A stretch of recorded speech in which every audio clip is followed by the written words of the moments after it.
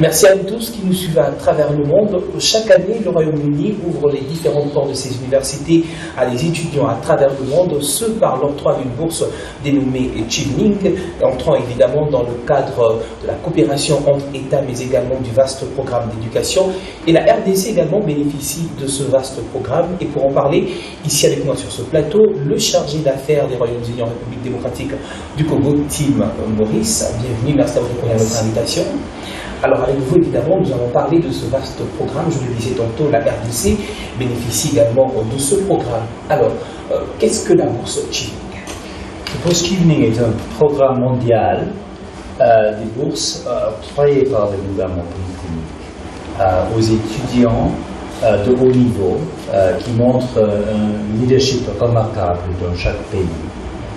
Nous avons beaucoup de plaisir à offrir ce programme aux étudiants ici en RDC. C'est un programme assez limité en tant que nombre d'étudiants, mais qui essaie de tisser un réseau mondial entre les étudiants de plusieurs pays. Et pour nous, et en tant que nos objectifs, c'est une manière pour notre pays de construire une base, un réseau de contacts pour l'avenir. Voilà. Alors, de manière historique, peut-on savoir, évidemment, cette bourse existe déjà depuis combien de temps?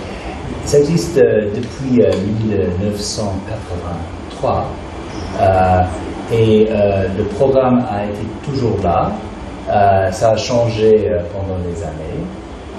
Maintenant, le nom Chevening vient de la résidence, c'est le nom de la résidence de notre ministre des Affaires étrangères. Et ça veut dire, ça signifie que c'est un programme diplomatique aussi. C'est lié avec nos objectifs diplomatiques, de tisser des liens avec les autres pays. Alors, on le sait, à travers le monde, il y a plusieurs bourses qui sont octroyées par différents pays. Concernant la bourse Chevening, quel avantage elle représente? Je crois qu'il faut penser à notre pays, au Royaume-Uni, comme un centre mondial d'éducation. Nous avons plusieurs universités qui sont à un niveau mondial. Il y a une étude très connue qui a mis 4 universités britanniques dans les 10 premières universités du monde. Il y a Oxford, il y a Cambridge, il y a 2 collèges de l'Université de Londres. Mais il y a beaucoup d'autres universités qui sont très internationales, où il y a eu un niveau de recherche, des études, de qualité de recherche pendant des années, qui a été très significatif. Il faut reconnaître aussi que la langue anglaise, c'est la langue mondiale du commerce, du politique. Et je crois que pour les étudiants d'un pays comme la RDC, étudier en Angleterre ou au Royaume-Uni veut dire qu'on aura le contact avec les autres académiques du monde dans un environnement de libre pensée et une longue histoire d'études. Alors, c'est vrai qu'on le disait, nous sommes en train particulièrement de parler de cette bourse qui est octroyée chaque année et particulièrement aujourd'hui nous parlons de cette bourse octroyée donc pour l'année académique 2015, 2016. Quels sont les critères de sélection? Il faut être résident congolais, il faut être licencié, il faut avoir une capacité, une habilité dans la langue anglaise. Et il faudra dire également, est-ce que l'anglais, on va le dire, est le point focal pour être sélectionné? C'est absolument nécessaire. Il faut le reconnaître. Nous avons plusieurs étudiants de plusieurs pays qui font leurs études en anglais avant de recevoir la bourse. Ça peut être relevant pour l'étudiant à l'avenir peut-être, qui a un projet pour participer par exemple en 2016 ou 2017. Mais c'est absolument nécessaire d'avoir ce niveau de langue. Et les critères d'éligibilité? Comme j'ai dit, il faut être résident congolais, résident national. Et le niveau éducationnel doit être de licence licence. Alors, et aussi, pour la plupart, on choisit des étudiants qui ont eu 2 années d'expérience professionnelle Alors, on comprend tout de suite que ceux qui terminent à peine l'université sans ces 2 ans d'expérience ne peuvent pas postuler. C'est ça. Je crois que en expliquant le projet, en expliquant les bourses Chevening, il faut penser à un projet de haute qualité qui vise les étudiants et qui espère attirer les étudiants qui sont d'une très bonne qualité, qui ont déjà fait leurs études dans des disciplines importantes et qui ont eu la capacité d'apprendre la langue anglaise. Il y a un nombre limité de ces bourses. On pense à 3 ou 4. Mais pour la République démocratique du Congo, il faut penser à quelqu'un qui va avoir un niveau de leadership, un avenir, un potentiel important. Il y a d'autres projets pour les bourses qui sont plus généraux, mais ce projet-ci se concentre sur ce niveau d'expérience. Alors, très bien. Quels sont les domaines d'études qui sont proposés justement par ce programme, spécifiquement pour la RDC? Oui. Nous sommes très ouverts, très ouverts. Ça dépend des vœux, de la volonté de l'étudiant. Nous avons quelques spécialités qui sont nos priorités, comme la justice, les études sociales, les études commerciales, mais nous sommes très ouverts.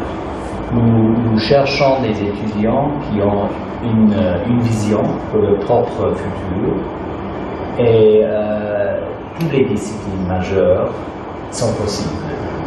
En même temps, c'est l'étudiant qui choisit l'université. De son choix. De son choix. De son choix. Normalement, l'étudiant établit le lien avec l'université et choisit le discipline. Alors, vaste programme, on le redit encore, que couvre la bourse Chevening pour les étudiants, pour les boursiers? Il y a une contribution financière qui est à peu près $50 000. Il y a les frais de transport liés à l'aéroport d'avion. Il y a des frais de subsistance. L'idée, c'est de couvrir presque tous les frais pour l'étudiant. Alors, jusqu'à ce jour, combien de Congolais ont déjà bénéficié de ce vaste programme? Il y a eu 38 Congolais qui ont participé à ce programme. 38 Congolais ont déjà bénéficié de ce vaste programme. Quel est l'apport, justement, une fois les conseillers démocratiques du Congo? Je suis ravi de savoir que vous allez parler avec 3 des étudiants qui ont déjà participé dans le projet. J'espère qu'ils vont vous dire toute la réalité du programme et leur expérience et les avantages qu'ils ont pris sur ce projet. C'est une expérience d'ailleurs que nous allons découvrir avec 3 de ces boursiers tout de suite. Je suis M. Faustin Moulon-Dingoy, ingénieur principal de la société Wist Energy. Je suis master en Electrical Power Engineering with Business, qui se traduirait par master en génie électrique et le business de l'université de Strathclyde en Scotland. Je suis entré en contact avec cette bourse Chevening par le biais d'un ami qui était le premier à être informé. Et comme il connaissait mes ambitions, il savait comment je comptais mener mes affaires dans le secteur de l'énergie. Il avait pris cette opportunité, cette occasion de m'informer par rapport à l'annonce qui était faite. Et pour moi, c'était une bonne opportunité pour pouvoir postuler. Actuellement, j'évolue dans le secteur qui est le mien, c'est-à-dire dans l'énergie. Et nous sommes avec la société que j'ai dû présenter au début dans l'étude et réalisation de plusieurs projets qui ont trait à l'électrification de beaucoup de sites dans des villes et des villages jusqu'aux coins les plus reculés du pays. Le plus grand souvenir que je garde du Royaume-Uni, c'est que ce pays-là s'est organisé pour que chaque citoyen puisse accéder à l'éducation. Et une éducation où toutes les conditions ont été préparées pour que chacun donne le meilleur de lui-même. Et l'université où j'ai pu évoluer m'a présenté toutes les conditions favorables pour que je donne le meilleur de moi-même, au pays et à tout le reste de la communauté humaine, si je peux m'exprimer en ce sens-là. Je saisis cette occasion pour demander à tous les Congolais de ne pas se retenir. Tous ceux-là qui réunissent les conditions de pouvoir postuler pour cette bourse, de ne pas se retenir, de ne pas tarder, de ne pas avoir peur, puisqu'il n'y a pas de distinction de race, de langue, d'origine ou quoi que ce soit. Je réponds au nom du docteur Aimé Lokulutu. Je suis détenteur d'une maîtrise en santé publique pour les pays en voie de développement de London School of Hygiene and Tropical Medicine. Et actuellement, je suis le directeur national d'une ONG que j'ai créée qui s'appelle Action Médecins Conseil, dont la mission essentielle est de promouvoir la santé de la population en milieu communautaire et en milieu du travail. J'ai obtenu ma bourse d'études dans l'année académique 2009-2010. La valeur ajoutée que j'ai pu d'abord structurer tout ce que je savais faire avant, parce qu'avant de bénéficier de cette bourse, j'étais médecin conseil des entreprises, j'étais aussi médecin conseil des ONG. J'ai aidé des ONG à développer des programmes communautaires. Et même au niveau des entreprises, je mettais en place des programmes de santé au travail, mais c'était sans disposer d'une expertise certifiée. Mais en obtenant cette maîtrise en santé publique des pays en voie de développement, j'ai pu obtenir, c'est-à-dire de façon scientifique et de façon certifiée, les compétences utiles pour développer tous les programmes que je mettais en place. Et la valeur ajoutée que j'ai pu accéder à une quantité vraiment très importante d'informations, c'est-à-dire aujourd'hui en tant que médecin, je sais comment développer tout un ministère de la santé, par exemple, comment est-ce que ça fonctionne de A à Z, comment mettre en place une mutuelle de santé nationale, comment développer des programmes de santé publique qui répondent de façon globale à tous les problèmes que notre pays peut expérimenter en matière de santé. En allant étudier en Grande-Bretagne, je crois que c'est une façon de voir la vie, c'est une philosophie de la vie qui change. C'est-à-dire, si je dois parler sur le plan scientifique, j'ai pu obtenir une valeur ajoutée dans ce sens que nous avons été enseignés par les professeurs les plus éminents, c'est-à-dire par exemple aujourd'hui avec Ebola.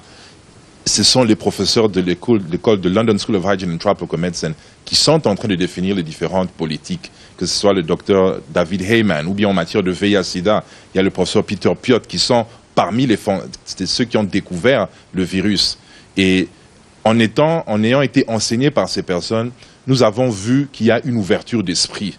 C'est-à-dire les relations qu'on avait entre professeurs et étudiants, c'était une relation qui permettait vraiment l'échange, qui permettait comment dirais-je, vraiment un apprentissage approprié. J'encouragerais toutes les personnes qui ont déjà 2 ou 3 ans d'expérience professionnelle, quel que soit le domaine, que ce soit dans des ONG, que ce soit dans des entreprises privées ou publiques qui ont fait preuve de leadership dans leur domaine, d'appliquer à cette bourse de Chevening Scholarship. Ils peuvent avoir ces informations sur le site web de l'ambassade de la Grande-Bretagne parce que c'est quelque chose qui va apporter une valeur ajoutée dans leur vie, non seulement privée, mais aussi dans leur vie professionnelle.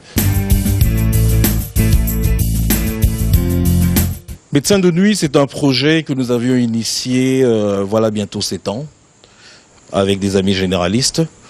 C'est un réseau de médecins congolais, généralistes et spécialistes, qui avons innové dans le domaine de la santé.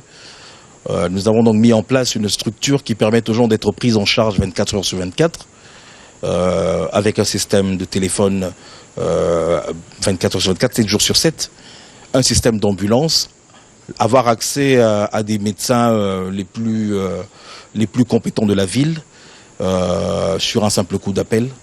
J'ai obtenu ma bourse au cours de l'année académique 2011-2012 et donc je suis parti en Angleterre pour 1 an pour entreprendre mon master en parallèle de ce que je faisais déjà, donc la radiologie. Sur le plan scientifique, c'est un être qui est changé. C'est vrai que j'étais déjà dans une carrière académique, mais le passage en Angleterre m'a permis d'être exposé à une communauté plus grande. C'était un challenge pour moi de quitter donc le français pour passer du français à l'anglais et faire des études de ce niveau-là dans une université prestigieuse et au contact de différentes nationalités. Donc et sur le plan scientifique, donc il y a eu beaucoup de choses intéressantes pendant mon passage en Angleterre. Je prenais par exemple le cas de la bibliothèque. Vous avez à votre portée alors une somme et une tonne d'informations que vous devez digérer en un temps très court dans une langue qui est étrangère. Vous avez tout ce qui est en termes d'équipement, parce que étant assistant académique, donc je vois déjà ce que l'université investit pour mettre à la disposition et des étudiants et des professeurs en termes d'équipement, mais c'est vraiment quelque chose de grandiose. Mais aussi, toujours sur le plan scientifique, puisque nous venons d'un pays où nous parlons le français, l'encadrement que nous avons eu pour nous permettre de nous adapter dans la culture anglaise, mais ça, je ne sais même pas si je peux encore parler de ça, c'était énorme. Il y avait une prise en charge au niveau de l'université de manière officielle dès le départ pour les étudiants étrangers, d'une structure qui vous permettait d'aller parfaire votre anglais, de connaître un peu la rédaction scientifique en anglais, parce qu'aujourd'hui, comme vous le savez, quand on voit le nombre de publications scientifiques dans le monde, elles se font en anglais. L'université continue à m'écrire pour avoir de mes nouvelles. Quand il y a des articles dans mon domaine, je suis copié. Mes professeurs demandent de mes nouvelles, même si je suis rentré au pays. Donc, c'est vraiment une expérience enrichissante. Je voudrais d'abord inviter tous les Congolais qui se sentent capables, parce que c'est une décision courageuse. Ce n'est pas facile de commencer une carrière et en milieu de carrière arrêter pour aller acquérir une nouvelle compétence ou une nouvelle expérience. La bourse Chevening est un investissement en termes financiers qui est énorme. Quand on prend tous les autres frais, quand on prend les heures de préparation, ce n'est pas moins de 100 000 $ au total. Donc accéder à un financement de 100 000 $ pour aller se former, je crois que c'est la plus grande invitation. Alors, comment postuler? Pour ceux qui nous suivent et qui voudraient bien justement postuler pour un académique 2015-2016. Je crois que nous cherchons l'étudiant, l'étudiante qui a un potentiel spécial, qui veut étudier chez nous, qui a un niveau avancé de la langue anglaise, qui a une vision très claire de leur propre futur, soit politique, soit commerciale, soit académique. J'espère bien que cet étudiant, ce professionnel, pense à nous et considère la possibilité de participer dans ce grand projet. Pour nous, à l'ambassade, et pour nous, comme représentants de notre gouvernement, nous essayons à établir des liens plus profonds avec ce pays. Et pour nous, je crois que c'est une bonne opportunité pour tisser ces liens à long terme. Parce que les résultats vont être dans quelques années pour l'individu et pour nous. Très bien. Alors, this is a scholarship for Congolese people with a good level in English. Could you tell them about it in English process? What is it, the advantage? I think first, please think of our country. Think whether you wish to live with us, whether you appreciate our history of education, and whether you appreciate our role in the international community. Please be certain that we welcome students who are potential leaders in the future, whatever their discipline. We want this program to be for you. We want this to be a program which helps you build links with British, but also with other international contacts. And we hope that this could be a contribution to your life, which you will keep forever. Alors, une fois le boursier, après son année d'études, rentré au pays, quelles sont les relations qui sont entretenues après? Ce sont on reste en contact. C'est ça l'objectif général, il n'y a rien d'obligatoire. Ça dépend de la volonté de l'individu. Mais pour notre part, nous voulons rester en contact, nous voulons travailler ensemble et peut-être on peut penser que cette relation puisse produire d'autres contacts, d'autres projets. Nous avons des étudiants qui ont beaucoup contribué à notre relation bilatérale et en même temps à leur propre pays. Et notre espoir général, c'est de rester en contact, travailler ensemble, échanger les opinions. Nous sommes très intéressés par leurs impressions de notre pays et par tout ce que eux ils peuvent faire pour expliquer notre pays aux autres Congolais. Alors, que bénéficie la RDC justement dans ce vaste programme lorsqu'on sait que ces étudiants congolais sont envoyés au Royaume-Uni? Je crois que c'est pas possible de mettre un chiffre à ça. Je crois qu'il y a plusieurs relations personnelles et institutionnelles qui ont bénéficié de ce programme. Bien sûr que l'histoire récente a été assez troublée, il faut le reconnaître, dans toutes ces années. Il y a des résultats qui sont chaque année un peu différents. Mais en principe, ça donne une possibilité de construire une relation beaucoup plus profonde entre nos deux pays. Alors, quelle est la procédure justement pour pouvoir bénéficier de cette bourse? Je crois que le plus important, c'est de dire que la date limite pour les applications, c'est le 15 novembre. Il faut faire l'application à www.chevening.org et il faut faire l'application avant cette date. Timoré, je rappelle que vous êtes le chargé d'affaires du Royaume-Uni en République démocratique du Congo. Merci d'avoir répondu à notre invitation. Thank you very much. C'était ici le plateau spécial de la bourse Chevening octroyée par le Royaume-Uni pour l'année académique 2015-2016.